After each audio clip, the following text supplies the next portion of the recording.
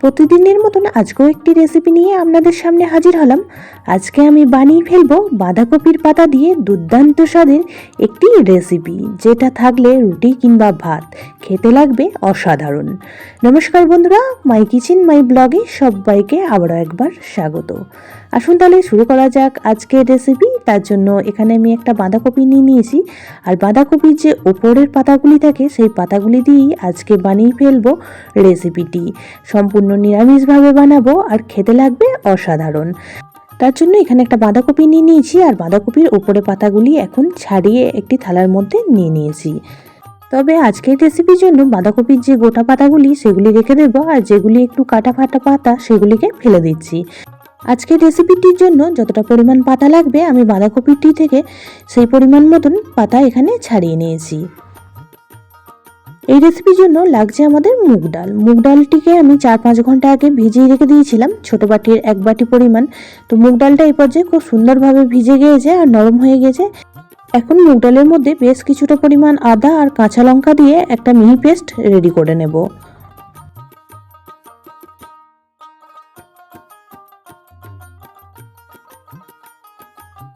মুগ ডালের পেস্টটা রেডি হয়ে গেছে, আর এদিকে গ্যাসের মধ্যে আগে থেকেই আমি 2 গ্লাস পরিমাণ জল গরম করতে বসিয়ে দিয়েছিলাম। এই পর্যায়ে জলও খুব ভালোভাবে গরম হয়ে গেছে। এখন বাঁধাকপির পাতাগুলি দিয়ে দিচ্ছি, আর 2 থেকে 3 মিনিট সময় নিয়ে একটু ভাপিয়ে নেব। তাতে করে পাতাগুলি খুব সুন্দরভাবে নরম হয়ে যাবে, আর পাতার মধ্যে যে নোংরাগুলি লেগে থাকে সেগুলি খুব সুন্দরভাবে পরিষ্কার হয়ে যাবে। একদমই সিদ্ধ করার প্রয়োজন নেই, 2 থেকে 3 মিনিট সময় নিয়ে একটু ভাপিয়ে নিলেই পাতাগুলি খুব সুন্দরভাবে নরম হয়ে যাবে। আর এদিকে যে মুগ ডালের পেস্টটা রেডি করে রেখেছিলাম সেটাই এখন একটি থালার মধ্যে নিয়ে নিচ্ছি। এখন ডালের পেস্টটার মধ্যে কিছু উপকরণ আমি অ্যাড করব। দিয়ে দিচ্ছি 1/2 চামচ পরিমাণ লবণ, তার সাথে দিয়ে দিচ্ছি 1/4 চামচ হলুদ গুঁড়ো আর 1/4 চামচ লঙ্কা গুঁড়ো। এখন সমস্ত উপকরণ ডালটার সাথে খুব ভালো করে মিশিয়ে নিতে হবে। পুরনো বন্ধুরা সবসময় আমার পাশে থেকে আমাকে সাপোর্ট করার জন্য অনেক অনেক ভালোবাসা। নতুন বন্ধুরা যারা চ্যানেলে ভিজিট করছেন, চ্যানেলটি এখনও পর্যন্ত সাবস্ক্রাইব করেননি, তাদের কাছে অনুরোধ রইল চ্যানেলটি সাবস্ক্রাইব করে পাশের বেল আইকনটি অল করে দেবেন। তাহলে আমি যখনই কোনো ভিডিও দেব নোটিফিকেশন সবার আগে আপনাদের কাছে পৌঁছে যাবে। 3 মিনিট পর ফিরে আসলাম। পাতাগুলি কিন্তু একদমই সিদ্ধ হয়নি আর খুব সুন্দরভাবে নরম হয়ে গেছে, দেখেই বুঝতে পারছেন। এখন একটি ছান্তার মধ্যে তুলে নিচ্ছি, আর জলটা খুব ভালো করে ঝরিয়ে নেব, আর একটু ঠান্ডা করে নিয়ে ফিরে আসছি।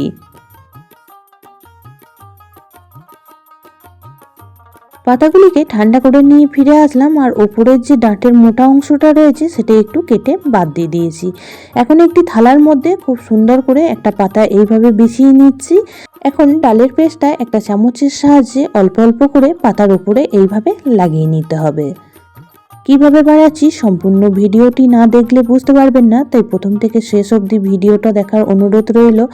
আজকের রেসিপিটি দারুণই সুস্বাদু তৈরি হবে। আর বাঁধাকপি খেতে খেতে যখন একঘেয়েমি চলে আসে, খেতে আর ভালো লাগে না, তখন কিন্তু এইভাবে বাঁধাকপির রেসিপিটি ট্রাই করতে পারেন। রুটি কিংবা ভাত সব কিছুর সাথেই পরিবেশন করবেন, অসাধারণ লাগবে খেতে। একটা পাতার উপরে ডালটা খুব ভালোভাবে লাগিয়ে নেওয়ার পর আবারও ওপরে একটা পাতা দিয়ে দিলাম, আর ঠিক একইভাবে ডালটা লাগিয়ে নিচ্ছি। তো এইভাবে আমি 4টে পাতায় ডালটা লাগিয়ে নেব। আপনারা চাইলে কিন্তু 5টা-6টা পাতা দিয়েও করতে পারেন, বা 2-3টে পাতা দিয়েও এইভাবে তৈরি করে নিতে পারেন। আজকের রেসিপিটি দেখতেও হবে খুবই সুন্দর, আর যেটা দেখতে ভালো লাগে সেটা কিন্তু খেতেও খুবই ভালো লাগে। তো এইভাবেই আমি 4টে পাতা একই রকমভাবেই ডালের পেস্টটা লাগিয়ে নিয়েছি। এখন এটাকে একটা রোল বানিয়ে নেব। তার জন্য 2 সাইডটা একটু মুড়ে দিচ্ছি এইভাবে। 2 সাইড মোড়ানো হয়ে গেলে ওপর থেকে একটু চেপে রোলটা বানিয়ে নিতে হবে। আর যেহেতু বাঁধাকপির পাতাগুলি প্রথমেই ভাপ তোলা ছিল, তাই একদমই নরম হয়ে আছে, আর ডালের পেস্ট দেওয়া আছে, তার জন্য কিন্তু রোলটা একদমই খুলে আসবে না, খুবই সুন্দরভাবে তৈরি হবে। তো এইভাবে 4টে পাতা দিয়ে একটা রোল তৈরি করে নিয়েছি। একই রকমভাবে আবারও একটি রোল তৈরি করে ফিরে আসছি আপনাদের কাছে। 2টো রোলই তৈরি করে নিলাম। এখন যে ডালের পেস্টটা রয়েছে সেই ডালের পেস্টটার মধ্যেই রোলগুলি দিয়ে দেব, আর ডালটা খুব ভালোভাবে একটু লাগিয়ে নেব।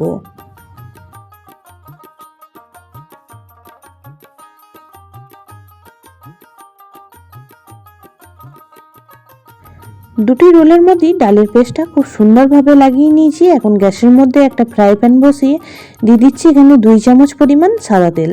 তেল গরম হতেই এখন রোলগুলি ভেজে নেব। তবে আজকের রেসিপিটি আমি এইভাবে ভেজে তৈরি করব। আপনারা চাইলে একটু ভাপিয়েও নিতে পারেন, তাতে করেও কিন্তু খুবই সুন্দর তৈরি হবে আজকের রেসিপিটি। গ্যাসের ফ্লেম লো টু মিডিয়ামে রেখে এক পিঠ লাল করে ভেজে নেব। আর এই পর্যায়ে একটু ঢাকা চাপা দিয়ে দিচ্ছি 1 মিনিটের জন্য।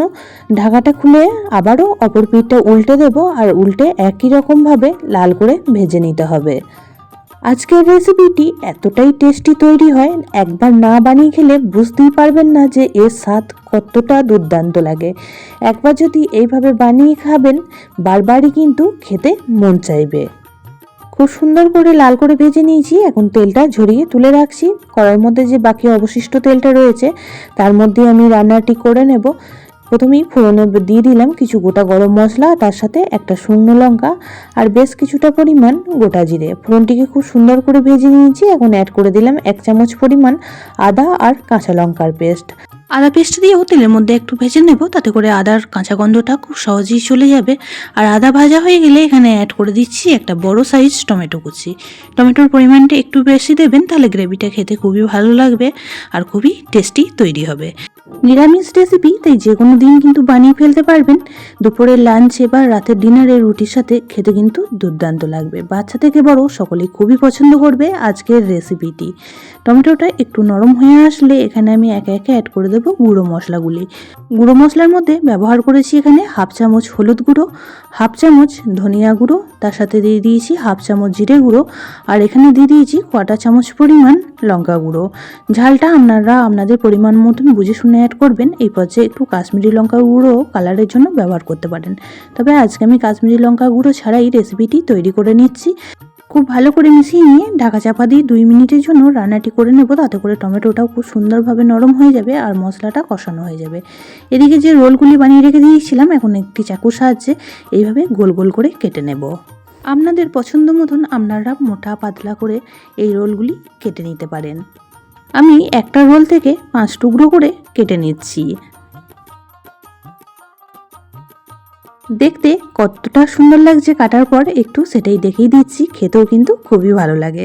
এখন ফিরে আসলাম, মশলাটাও এই পর্যায়ে কিন্তু খুব সুন্দরভাবে কষানো হয়ে গিয়েছে আর মশলা থেকে তেল ছেড়ে আসছে। এই পর্যায়ে অ্যাড করে দিচ্ছি এখানে 2 চামচ পরিমাণ টক দই। এখানে 4 চামচের 2 চামচ পরিমাণ টক দই আগে থেকেই ফেটিয়ে রেখে দিয়েছিলাম, সেই টক দইটা দিয়ে দিলাম। আবারও তেল ছাড়া অবধি মশলাটা কষিয়ে নিতে হবে। আর এই পর্যায়ে অ্যাড করে দিচ্ছি পরিমাণ মতো লবণ, আর তার সাথে স্বাদটাকে ব্যালেন্সের জন্য খুব সামান্য পরিমাণ একটু চিনি। খুব ভালো করে মিশিয়ে নেব। আর মেশানো হয়ে গেলে এখানে অ্যাড করে দেব পরিমাণ মতন জল। তবে আজকের রেসিপিটি একদমই গ্রেভি হবে, কোনো রকম ঝোল থাকবে না। তার জন্য এখানে ছোট কাপের 1 কাপ পরিমাণ জল অ্যাড করে দিলাম। ভালো করে মিশিয়ে নিয়ে ঝোলটা ফোটার অপেক্ষা করব। ঝোলটা এই পর্যায়ে খুব সুন্দর করে ফুটে গিয়েছে। এখন কেটে রাখা রোলগুলি অ্যাড করে দিচ্ছি। বাঁধাকপির একদমই ভিন্ন স্বাদের নতুনত্ব একটি রেসিপি। অবশ্যই একদিন এইভাবে বানিয়ে খেয়ে দেখবেন, বারবারই কিন্তু বানিয়ে খেতে ইচ্ছে করবে। দারুণই টেস্টি হয় আজকের রেসিপিটি।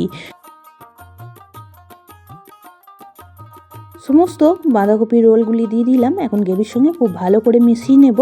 আর রান্নাটি খুব বেশিক্ষণ টাইম করার প্রয়োজন নেই, 2 মিনিট সময় নিয়ে একটু ফুটিয়ে নিলেই একদমই রেডি হয়ে যাবে আমাদের দুর্দান্ত স্বাদের বাঁধাকপির পাতার এই রেসিপিটি।